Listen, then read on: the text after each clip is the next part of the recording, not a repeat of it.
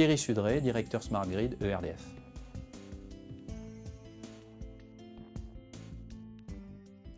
Avant de parler des critères de choix, je souhaiterais quand même rappeler que nous sommes engagés, ERDF est engagé dans 18 projets, dans 18 démonstrateurs, avec plus d'une centaine de partenaires et le soutien de l'ADEME et de l'Union européenne. Nos critères de choix sont avant tout liés à une analyse système de ce que sont les smart grids et des principales fonctions qui doivent être couvertes.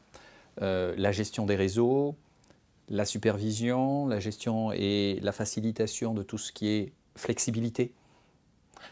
Également, nous avons à regarder comment améliorer et rendre beaucoup plus intelligents les postes sources. Bon. Donc toutes ces fonctions-là aboutissent à une analyse de l'ensemble des points que l'on doit traiter et à une vision système. Et nos démonstrateurs sont choisis, sélectionnés pour trier les différentes et pour couvrir l'ensemble de ces fonctions. D'accord ? L'autre point important, il est vraiment de construire tout un réseau de collaboration avec les autres distributeurs européens et les autres grands acteurs européens parce que le smart grid, c'est une évolution fondamentale et il faut apprendre à les faire vivre ensemble, entre partenaires.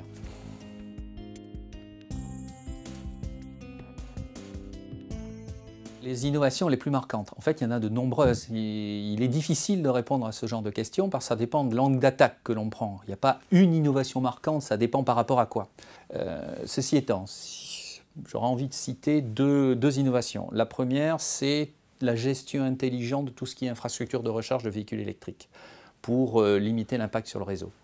Le deuxième point, c'est tout ce qui concerne les fonctions avancées de gestion, d'observabilité, de conduite des réseaux. Il y a des innovations, mais c'est aussi le prolongement de ce qui existe déjà et de ce que ERDF fait depuis un certain nombre d'années.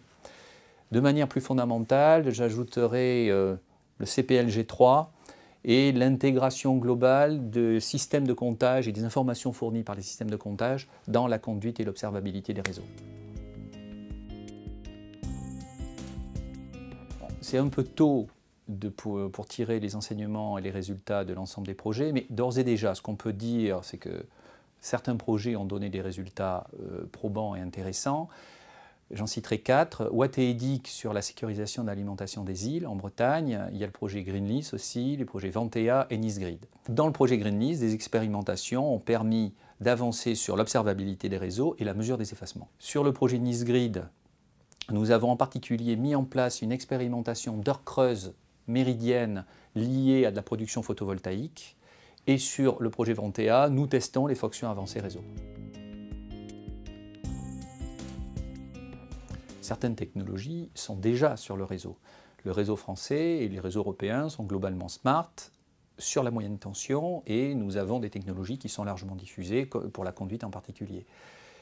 Pour aller plus loin, les nouvelles technologies seront probablement smart d'ici un horizon de 10 ans, à l'exception du stockage.